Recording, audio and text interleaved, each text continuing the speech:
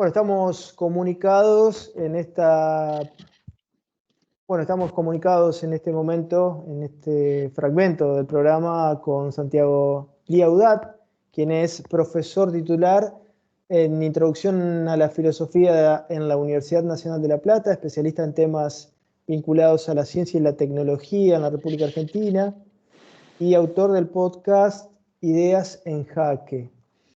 ¿Cómo estás, Hola Santiago? ¿Cómo Luis, muchas andás? gracias. ¿Bien? Muchas gracias por esta invitación.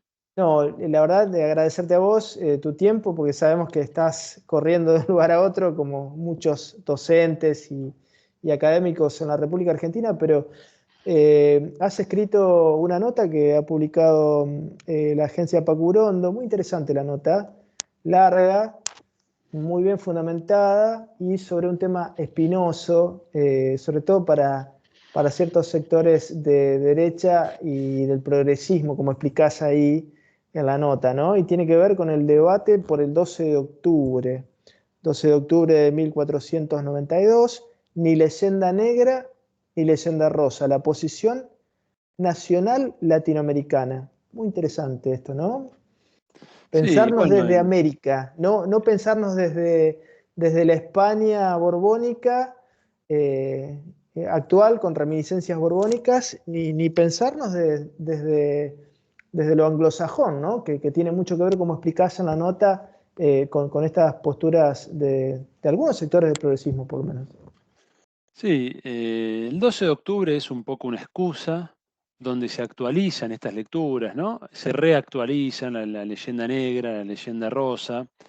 A mí en particular no es que me interese la efeméride, sino que me interesa Claro, la construcción histórica y la traducción política de esa construcción histórica, ¿no? Entonces tenemos de un lado una historiografía, una tradición, diríamos, fuertemente vinculada a lo que se conoce como el hispanismo, ¿no? Es decir, la idea que adopta la mirada española sobre la conquista, ¿no? Que es una mirada, como dice su nombre, leyenda rosa o leyenda blanca también se la conoce, es una mirada que tiende a enfatizar, por no decir adoptar una mirada unilateral, en el sentido de que la conquista fue básicamente un proceso civilizatorio, ¿no? Donde la evangelización trajo a estas tierras una fe superior, que es el cristianismo, respecto a rituales indígenas considerados salvajes o primitivos, donde la corona española trajo a estas tierras instituciones educativas, trajo una administración pública, trajo en definitiva los valores de la Europa moderna,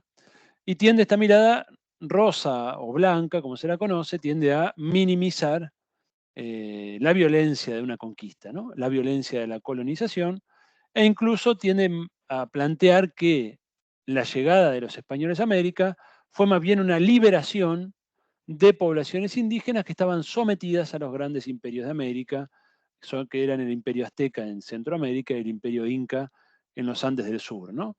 A bueno, esa mirada, perdón, sí, esa postura que recién mencionabas está muy marcada en la reciente obra de Marcelo Gullo, ¿no? por Nada por ejemplo, qué pedir perdón, por ejemplo. exacto. Madre Patria y Nada por qué pedir perdón han sido los dos libros que sacó Marcelo Gullo, un autor que en otras obras, en mi caso al menos lo aprecio mucho, como es la obra Insubordinación Fundante, que es un libro muy Totalmente, interesante, pero bueno, él totalmente. ha adoptado esta mirada de una leyenda rosa muy definida, ¿no? Muy definida, incluso el título del libro es muy claro, ¿no? Nada de lo que pedir perdón, cuando incluso la Iglesia Católica, esto lo digo en el artículo, ¿no? La Iglesia Católica, que fue parte de la empresa colonial, junto a la corona española, la Iglesia Católica, en boca de sus tres últimos papas, han pedido perdón por los crímenes de la conquista. Entonces es llamativo que un hispanismo que va de la mano en general con autores católicos no hagan eco de esta posición que la propia Iglesia Católica ha adoptado en la voz de los sumos pontífices, ¿no? Ni siquiera de la Conferencia Episcopal Latinoamericana, que también lo ha hecho desde mucho antes, ¿no? Hacer alusión a los pecados de la conquista, ¿no? Y sin embargo, ya tanto Benedicto XVI como Juan Pablo II como Francisco han hecho alusión explícita a la violencia del colonialismo, ¿no? En fin.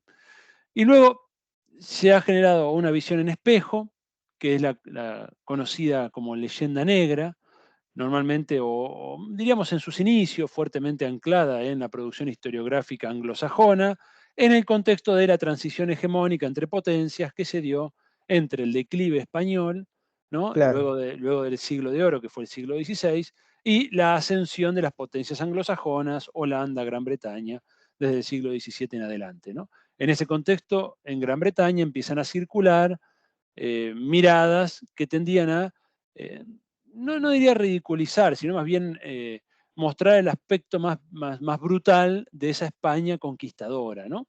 Entonces ahí nace la tradición de la leyenda negra, en su origen, insisto, anglosajona, que tendía a mostrar exclusivamente la dimensión violenta, en parte para desprestigiar a esa España de los reyes católicos, ¿no? Ahora, Santiago, en esta disputa geopolítica, en ese entonces, entre un imperio ascendente y otro declinante, es evidente que hay allí también una operación política, porque si hablamos tanto de eh, Holanda, lo que es hoy Países Bajos, Bélgica y, e Inglaterra, son las dos grandes potencias esclavistas. No hay países en ese entonces que hayan generado mayor esclavismo en el mundo, como sí lo hicieron Países Bajos, Holanda particularmente, e Inglaterra, ¿no?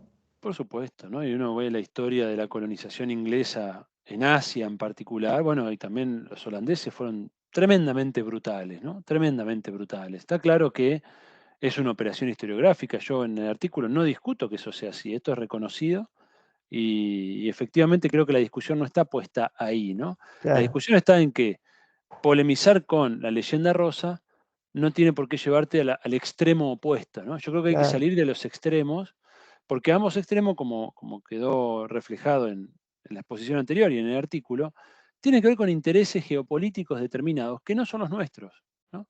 Para, ahora voy a eso, pero para terminar el panorama de la leyenda negra, Sí, digamos que sí, en su origen era anglosajona, en parte se sigue repitiendo en la academia anglosajona, pero luego creo que hay que agregar un elemento fundamental. Cuando emerge el movimiento indigenista, sobre todo en el siglo XX, en los años 30, que tiende a radicalizarse desde los años 70 en adelante, ya es un actor local, son los indígenas de América los que empiezan a levantar, ¿no? A vincularse a la leyenda negra, lo cual también es lógico, ¿no? Porque si uno se ubica desde la posición del indígena, que generalmente en los estados nacionales posteriores a las independencias han quedado relegados, son sectores que han tendido a ser marginalizados, que han sí, tendido a sí. quedar en la exclusión total. Bueno, ahí la leyenda negra sirvió también como vehículo para el movimiento indígena, para, bueno, construir también una versión histórica que explicara su situación en el presente, ¿no?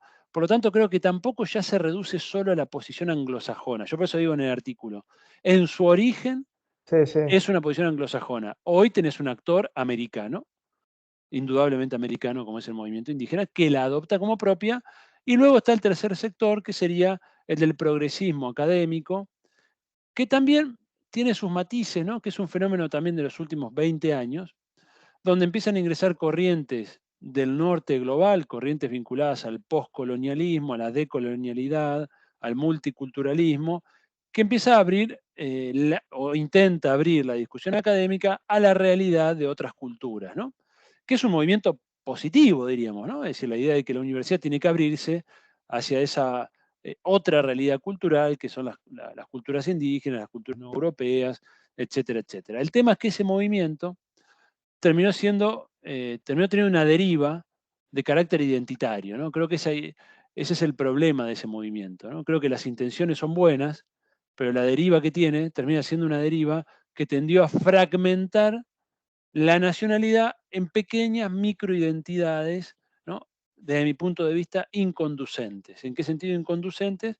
Bueno, que tendieron a adoptar gran parte de la crítica europea y norteamericana al Estado, a la soberanía, a la nación, sin entender que no es lo mismo un Estado, una reivindicación de soberanía o un proyecto de nación en un país central que en un país periférico, ¿no? Si al adoptar la crítica de la izquierda europea y norteamericana y tomarla como propia, trajeron una serie de críticas que no son las críticas que debemos hacer a nuestros estados, que seguramente merezcan Claro, sus críticas, pero no son esas, ¿no? claro. Entonces, y bueno, por supuesto, además, este contexto académico de inicios del siglo XXI va a dialogar, lógicamente, con el latinoamericanismo de Chávez, de los gobiernos populares de esos años. Todo eso va a generar un caldo favorable a la leyenda negra. Esto es una realidad, ¿no? En el ámbito académico en las últimas décadas.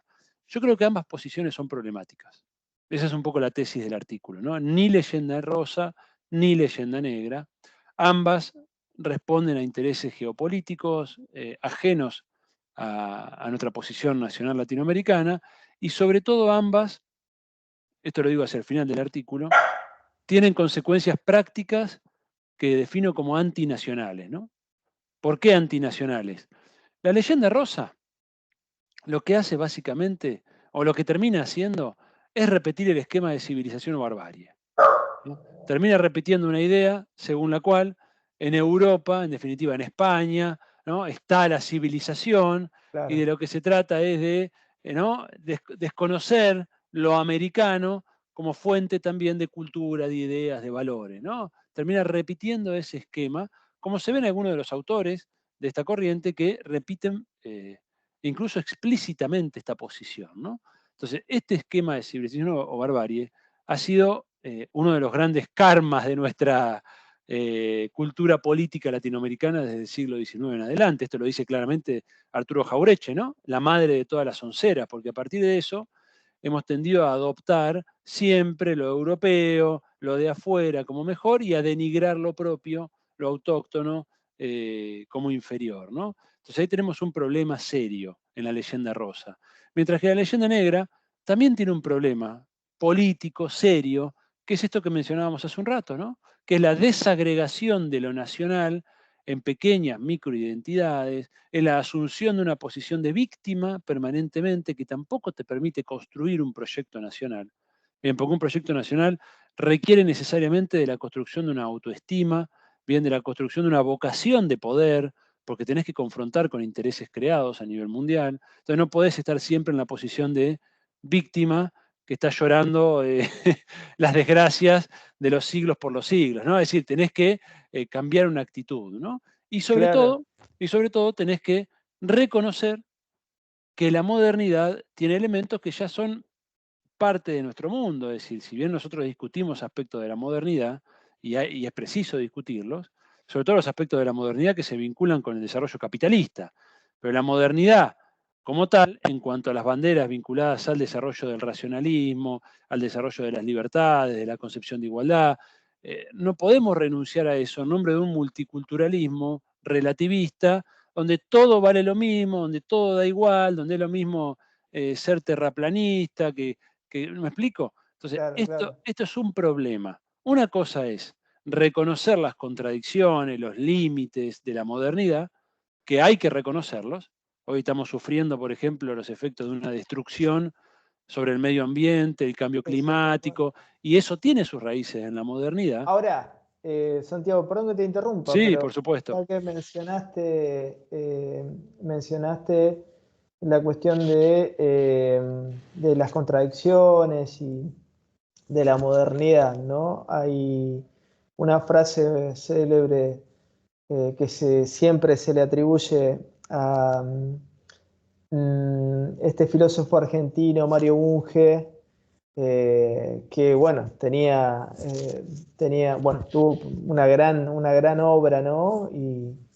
Y se fue del país después de la Noche de los Bastones Largos, pero él, ¿qué decía, no? Respecto a la modernidad y al posmodernismo.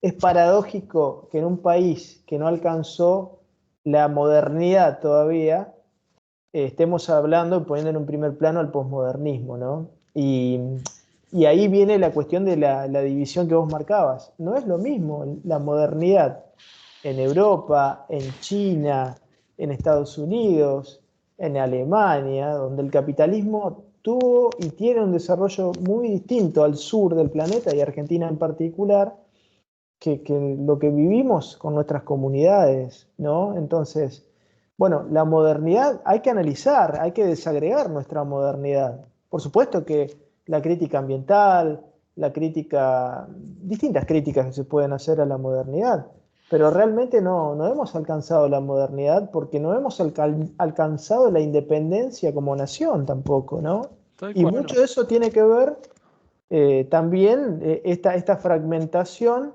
esta imposibilidad de totalizarnos, tal vez en el viejo proyecto que tuvieron nuestros libertadores, ¿no?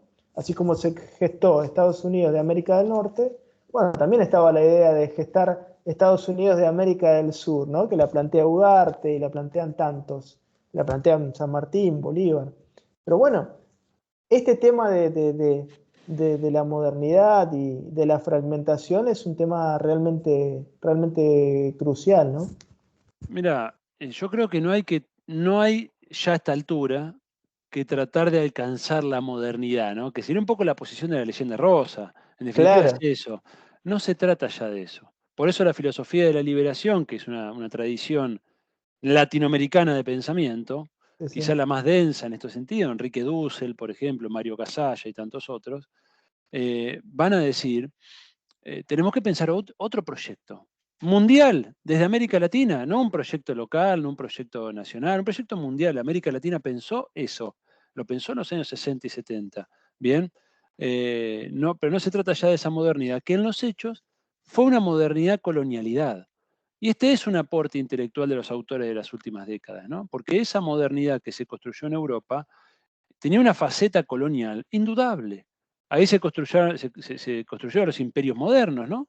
Es decir, esa afirmación de la racionalidad, de la ciudadanía, de las libertades en Europa y Estados Unidos, básicamente, se hacía a expensas del sometimiento de otros pueblos.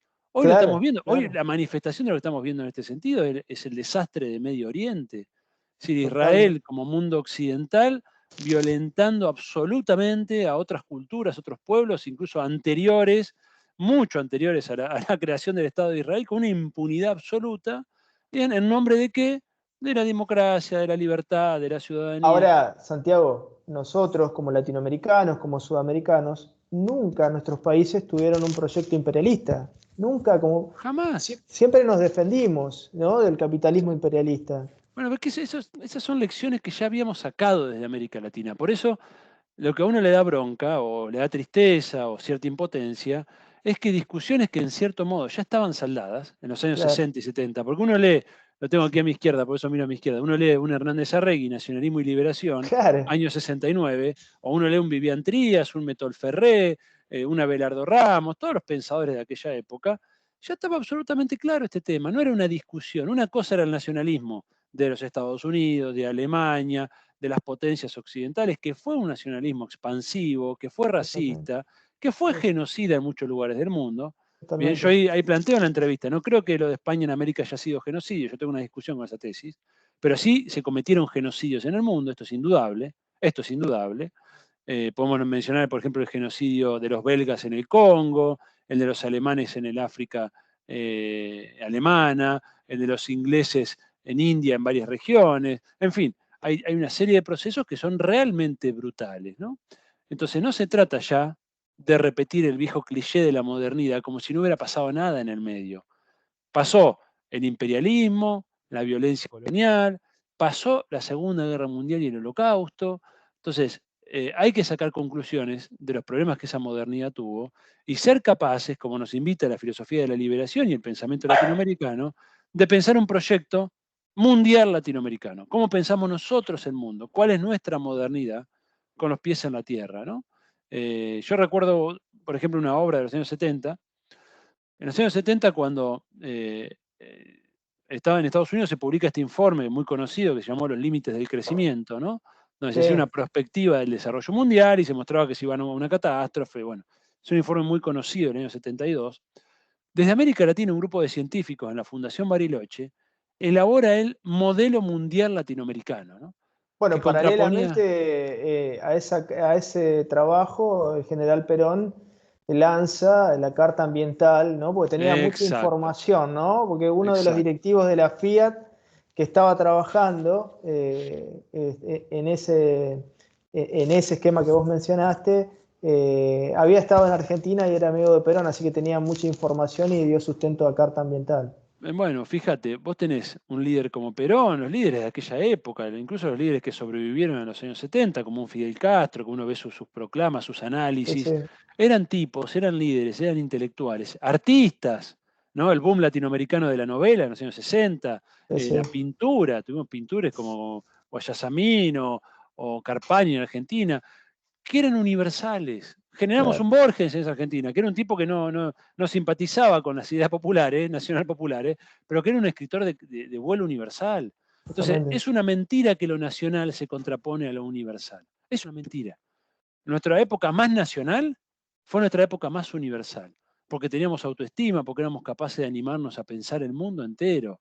¿Me explico? Hoy, en cambio, uno ve un pensamiento tímido, fragmentado, chiquito o mimetizado con alguna usina, sea española o sea norteamericana, o sea británica, o sea Claro. francesa. Hemos perdido esa capacidad de pensar desde nosotros. Ahora, Santiago, si nos terminamos transformando en tribus, ¿no? Como dice la canción rockera, ¿no? La tribu de mi calle. Si todos son tribus, la tribu, uno se pone una pluma de un color, el otro se pone una pluma de otro color, cada uno con su identidad particular, ¿cómo nos totalizamos? ¿No? No en un Exacto. sentido racista, no en un sentido de aplastar al otro, ¿no? Sino de fortalecernos para compartir desde la divergencia, desde la diversidad, ¿no? Tal Porque cual. realmente hay imperios en el mundo, hay actores, ¿no? Lo vemos, el gran capital financiero internacional, cómo operaba en los 70 ya con la Trilateral Commission y cómo siguió operando y cómo opera hoy, ¿no? Porque todas las tecnológicas, hablando de la oligarquía mundial, bueno, tenemos un Elon Musk con su transhumanismo, con estados que ya tienen diplomacia en Silicon Valley, como Dinamarca, Austria, es algo realmente surrealista. Y realmente, ¿cómo vamos a protegernos, a cuidarnos en el sur, ¿no? En este sur tan hermoso, con nuestras particularidades, con nuestra identidad común en muchos aspectos, con nuestro sincretismo también, que de eso no hablamos mucho en esta Tal cual. nota? Bueno, ahí ¿Eh? uno de los grandes pensadores universales que tenemos vivos es el Papa Francisco, ¿no? Y el Papa Francisco, con la figura del poliedro, nos muestra justamente la idea de la unidad en la diversidad, que yo creo que es heredera de la mejor tradición dialéctica, ¿no? Que tenía que ver precisamente con habitar la contradicción, con habitar la relación, no los polos extremos de posturas que tienden a enfrascarse sobre sí mismas. Entonces no es el individuo, como decía Perón también, ¿no? Es decir, los mejores pensadores han sido siempre los pensadores dialécticos, ¿no? Los que eran capaces de pensar la complejidad. Perón que te decía, quiero una comunidad donde el individuo se realice, pero ese individuo solo se podrá realizar en el marco de una comunidad que se realice, ¿no? Es Claro, individuo y comunidad. No es la totalidad y en nombre de la totalidad pueda hacer lo que quiera, ¿no? Ese estado omnipotente, omnipresente, que un poco generó sociedades totalitarias, ¿no? Y tampoco el individualismo en el que estamos hoy, donde solo importa el yo y nada más que el yo, disolviendo absolutamente lo social y conduciendo a un estado de infelicidad colectiva muy grande, ¿no? Entonces se trata en una época que va a contracorriente de lo que digo, porque la tendencia de las nuevas tecnologías de la comunicación, las tendencias de consumo contemporáneo, las formas de vincularnos, tienden cada vez más a la simplificación, a claro, la pérdida de complejidad. Es decir, la sociedad es cada vez más compleja, el progreso técnico nos ha puesto en posición de tener armas cada vez más poderosas como humanidad, esto ya lo decía Perón también, ¿no? Pero estamos cada vez más lejos de ser capaces de procesar eso, ¿no? De abordarlo, de razonarlo, de poder controlarlo en cierto sentido, ¿no? Entonces, este es el riesgo en el que estamos. Fíjate lo que está pasando hoy con la inteligencia artificial. Estamos liberando una tecnología con un poder tremendo sobre las sociedades, tremendo, en términos de lo más evidente, reemplazo de puestos de trabajo, esto es lo más evidente, pero podríamos hablar del daño ambiental que genera el consumo energético asociado a la inteligencia artificial, lo que significa en términos de modificaciones en cuanto a la relación con el conocimiento. Hay una serie de cambios muy profundos. sí, sí, podemos hablar en términos de análisis de lo totalizante que es, pero en un sentido más autoritario, ¿no? Porque ¿quién controla la inteligencia Bueno, ahí artificial? tenés otro peligro. También están las potencialidades que eso tiene, pero el punto es, lo estamos debatiendo con la profundidad que implica. Tenemos una humanidad en sus individuos que la conforman, con la capacidad de razonamiento suficiente para comprender lo que esto significa. El cambio climático, que insisto con esto, porque es uno de los grandes temas del Sí, siglo sí, XXI. Yo digo que los dos grandes temas del siglo XXI son el trabajo y el ambiente, ¿no? Son los dos grandes temas.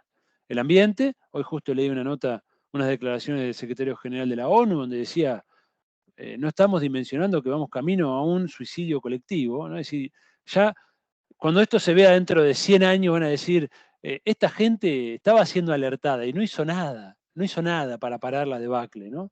Y el otro gran problema de nuestra era está siendo y va a ser cada vez más el trabajo, el reemplazo del trabajo por tecnología, que en una sociedad capitalista es un gran problema. En una sociedad de otro tipo, socialista o la que sea, sería una ventaja, ¿no? Todos podríamos trabajar menos, tendríamos más tiempo libre para el desarrollo de nuestra creatividad. Bueno, en una sociedad capitalista nada de eso ocurre, ¿no? El tiempo libre se transforma en mercancía, el tiempo de ocio se transforma en tiempo de consumo y trabajamos más a pesar de tener mucho más desarrollo tecnológico que hace 50 o 100 años, ¿no?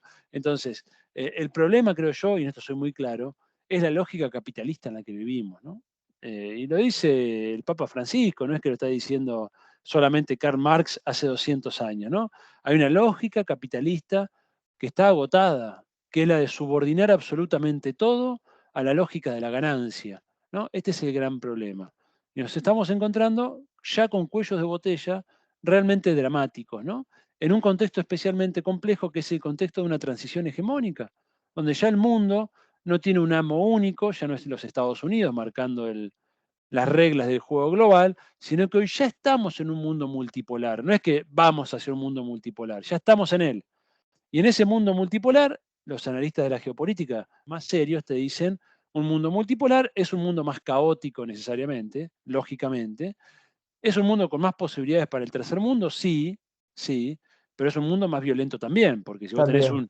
Lo tenés estamos un, viendo. claro, tenés un hegemón total, nadie le discute. Ahora, Sí, donde sí. tenés una multipolaridad, se van a empezar a abrir, y ya está sucediendo, los países se están rearmando rápidamente, esto lo vemos, se liberaron trabas para el rearme en el ejército alemán, India se está armando hasta los dientes, Polonia, es decir, el conflicto en Ucrania, esto se está extendiendo en todo el mundo, y bueno, uno no puede dejar de ver con gran preocupación la extrema fragilidad de América Latina en ese contexto tan particular Claro, y de claro. Argentina en particular, ¿no? Es decir, Sí, sí, Argentina es... no, carecemos por completo de capacidad de disuasión militar, ¿no? Que es un elemento en la política internacional.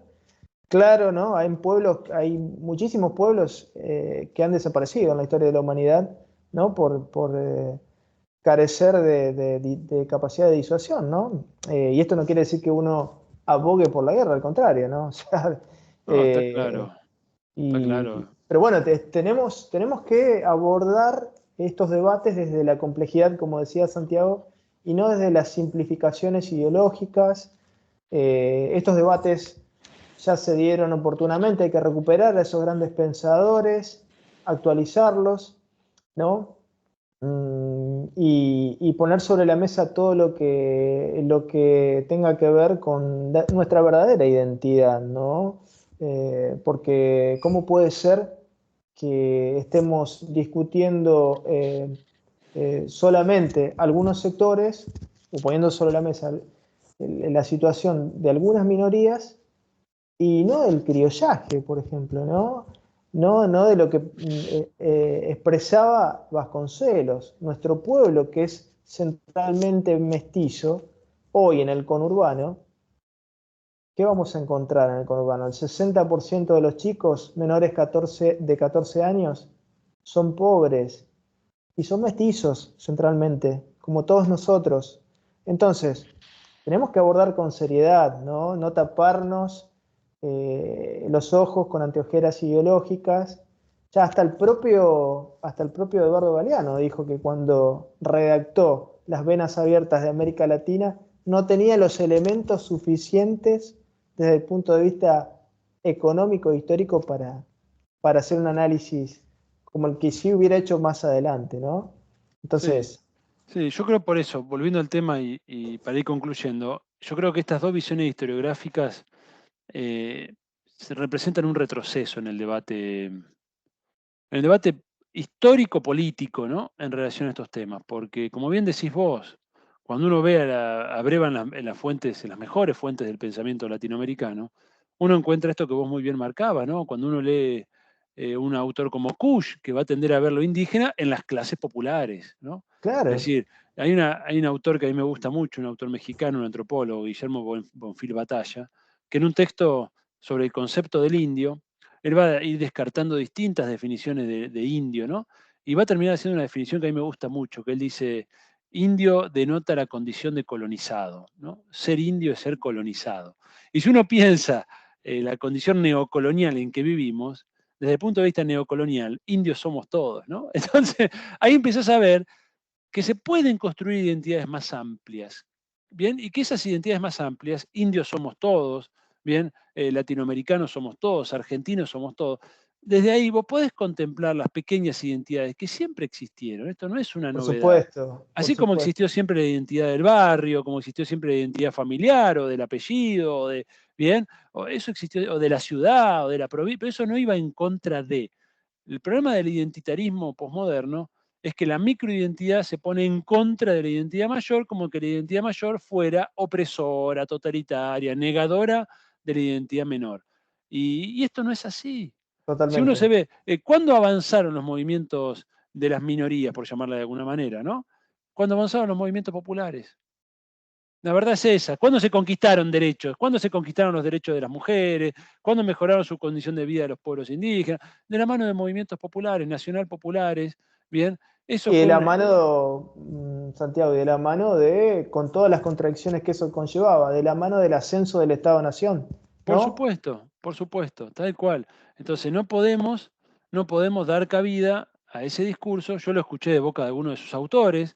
Recuerdo una autora que en mi facultad, había una charla, estaba llena de estudiantes de primer año y me dio mucha bronca, porque básicamente decía, toda utopía, esto lo dijo, ¿no? Toda utopía es autoritaria, todo Estado es violento y totalitario. Yo decía, y lo decía desde una posición supuestamente de izquierda o progresista. Y yo decía, pero esto es lo más antinacional y antipopular. Es lo mismo que está diciendo Milei, pero de otro lado. Claro. Es igualmente peligroso, ¿no? Porque están confundiendo un montón de cosas ahí dentro. Desde ya que hay una crítica al Estado, que tiene toda una tradición, desde el Por marxismo, supuesto, hay carácter de clase del Estado, y uno sabe que el Estado reproduce, es parte del problema también, pero queremos un Estado mejor, no queremos ir contra el Estado, ¿no? O encontremos en un ámbito que no sea la abstracción pura, un reemplazo para el Estado y lo charlamos. Pero eso no ha aparecido históricamente. En sociedades, estamos hablando ya de sociedades de exactamente, masas, no estamos hablando de exactamente. pequeñas comunidades de 30 o 40 personas. Hoy somos A ver, 50 millones de argentinos, 500 millones de latinoamericanos. claro, Entonces, ¿de qué estamos hablando? ¿De qué estamos hablando? Entonces, hay que mejorar el Estado, hay que democratizarlo, por supuesto que sí, ahí vamos a estar juntos en esa lucha. Y pensemos propuestas, no eslóganes, pensemos propuestas, ¿cómo se hace? Todos queremos ¿cómo una se democracia. materializa, ¿Cómo no? se materializa? ¿Cómo se operacionaliza? Porque el eslogan es bárbaro, es hermoso, pero es un izquierdismo que a veces tiene consecuencias cuando vos ves gente que se engancha en esa y termina criticando al Estado desde una posición que esto ya los mejores autores críticos del posmodernismo ya lo señalaban en los años 90, como Terry Eagleton, ya lo decía, el posmodernismo es la contracara del neoliberalismo, ¿no? Es la contracara del neoliberalismo, porque termina también fragmentando lo social, desde Ahora, otro ¿no te lugar. ha pasado, Santiago, de estar, por ejemplo, en movilizaciones a favor de la educación y que la gente, obviamente, muchos estudiantes, docentes, todos a favor de la educación, pero paralelamente una crítica permanente a las grandes figuras a las grandes figuras que construyeron la nacionalidad en Argentina, ¿no? Perón, Irigoyen, Roca, Avellaneda. O sea, es tan extremo el planteo que son todos malos, no hay nada para rescatar, y en realidad es un mar de contradicciones, como vos decías, Sí, donde la suma y la resta del avance del Estado-Nación a las clases populares siempre dio más positivo que negativo. En cambio, cuando digamos, los grandes movimientos nacionales se retiran, cuando digamos, las oligarquías se apropian del Estado, bueno, y cuando va desapareciendo el Estado, como lo plantea Milei, bueno, no es, es un escenario peor, ¿no? Para No, todos. tal cual, tal cual. Bueno, ahí tenés el gran debate, sobre todo la figura más controvertida, ¿no? Es decir, una figura como Perón uno sabe que despierta amores y odios, pero está muy clara la línea demarcatoria, ¿no? Es decir, peronismo, antiperonismo, etcétera. Ahora, figuras como Roca, figuras como Sarmiento, yo creo que tendieron a ser denostadas de parte del progresismo, etcétera, y yo creo que es un problema eso, ¿no? Incluso hay que decirlo, el propio Jaureche o Hernández Arreguita, yo creo que también caricaturizaron una figura de Sarmiento. Era Mm, parte de los conflictos de la época, hay que entenderlo mm. en esos conflictos, en esas peleas. Ambos igual tenían una gran admiración como figura, ¿no? Hacia la figura Sarmiento, pero yo creo que a la luz de los acontecimientos que uno vive en el presente, resignifica el valor de algunos dispositivos, digamos, que creó Sarmiento, como puede ser, por supuesto, el dispositivo de la universalidad de la educación o la educación pública, ¿no? Entonces yo creo que Pero hay que... Santiago, ¿cómo no ponderarlo si sacó la ley 1420, sacó del analfabetismo al 80% de la Por población eso, argentina de por eso. entonces? Entonces yo creo que hay que, por supuesto, cuestionar, y yo lo hice acá hace un rato, el esquema civilización y barbarie, Sí, sí. lógicamente, pero bueno, había una vocación en esa élite liberal ilustrada, que hoy, al lado de los liberales que tenemos, que yo digo siempre que son lúmpenes, o sea, los liberales actuales, al lado de Sí, aquellos liberales, son lúmpenes. totalmente. Tipo como Sarmiento, un tipo que creó instituciones científicas, no sé si era la ciencia que necesitábamos para ese país, pero había una vocación influida por el positivismo, influida por la ilustración, de que, bueno, había que crear educación, había que civilizar en ese sentido, ¿no? Hoy lo que tenemos es una élite neoliberal depredatoria, Totalmente. especulativa, lumpen, incluso ya superan cualquier umbral de la diplomacia o de la cordialidad entre los seres humanos, es decir, son personas realmente detestables, ¿no? Claro, Entonces, uno tiende a revalorizar esa época sin perder de vista, lógicamente, lo que significa. En el caso de Roca sucede lo mismo, ¿no? Es decir, Roca, por un lado, es el tipo que consolida el orden primario exportador, ¿no? Es decir, es parte de esa Argentina latifundista, de aquella clase alta que tiraba manteca al techo, como dice la frase, pero al mismo tiempo es el creador en gran medida de las grandes instituciones del Estado-Nación, ¿no? Entonces tenés esa contradicción. Hay que evitar esa contradicción. Hay que totalmente. evitarla porque, como bien charlábamos previamente a la entrevista, del roquismo, en buena medida, del ejército roquista, en buena medida va a salir el industrialismo militar del siglo XX. Si es ese ejército roquista, ¿no? Entonces ahí creo que en esas contradicciones se vuelve más interesante el debate, mucho más rico. Y también nos permite reconocernos en una nacionalidad que es contradictoria, pero que tiene que, en definitiva, enorgullecernos, ¿no? Yo lo digo siempre en relación con Borges, ¿no? Claro. Que Borges también tendió a ser denostado por el pensamiento nacional, una Rey y de vuelta un Jaureche lo denostan. Sí, sí. Sin embargo, hoy uno no puede no enorgullecerse de que Borges sea argentino, ¿no? O sea, es un capital compartido, es parte de nuestro orgullo nacional, porque realmente es un escritor descomunal, Sí, sí, descomunal, sin que dudas. tiene un reconocimiento mundial como lo puede tener Messi o Maradona, y es un producto de nuestra cultura. Entonces, yo prefiero decir, este tipo con el cual yo no compartía ideológicamente muchas cosas, era argentino y fue producto de esta sociedad, una sociedad que alumbró estos grandes pensadores, grandes escritores, grandes deportistas, y eso me enorgullece como argentino, ¿no?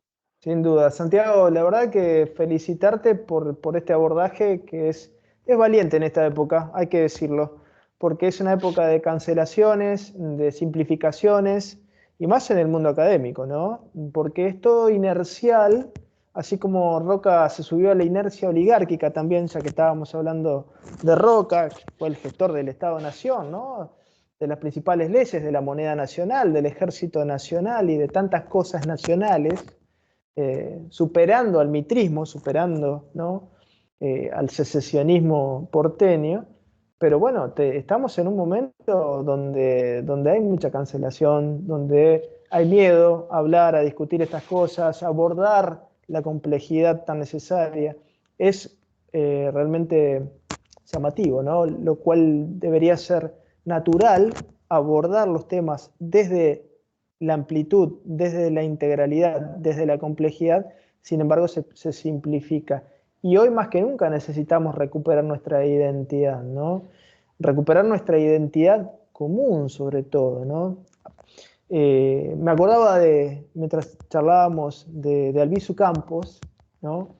De Albizu Campos, ese gran líder de los 50 de Puerto Rico, que vivió en Estados Unidos, que primero tenía esa imagen, eh, tenía una imagen, digamos, positiva de Estados Unidos, y cuando vio el racismo de cerca, comprendió el sentido de la construcción nacional, y allí en ese camino, él marcaba que una de las grandes armas del imperialismo, en esto de dividir naciones opresoras, imperialistas, y que viven a costa de las naciones oprimidas, que somos nosotros, bueno, él marcaba que uno de los grandes objetivos del imperialismo era minar nuestra identidad, que no tengamos identidad, ¿no? Ponernos siempre a la defensiva, que no tengamos nuestro orgullo de nuestro pasado, de nuestras herencias, con sus blancos, sus negros, sus grises, que no seamos nada en definitiva, ¿no? Porque al no tener identidad, no tenés raíz, no tenés base, estás en el aire, ¿no? Y es un poco lo que tenemos que recuperar, nuestra identidad, nuestro orgullo, por supuesto reconociendo todo lo que haya que reconocer en el medio, ¿no? Pero desde la complejidad. Así que felicitaciones por esta nota, por estas intenciones desde la academia, y seguramente la vamos a seguir en otro momento. Bueno, muchas gracias. Un abrazo grande, ¿eh? Adiós. No cortes, espera un segundito.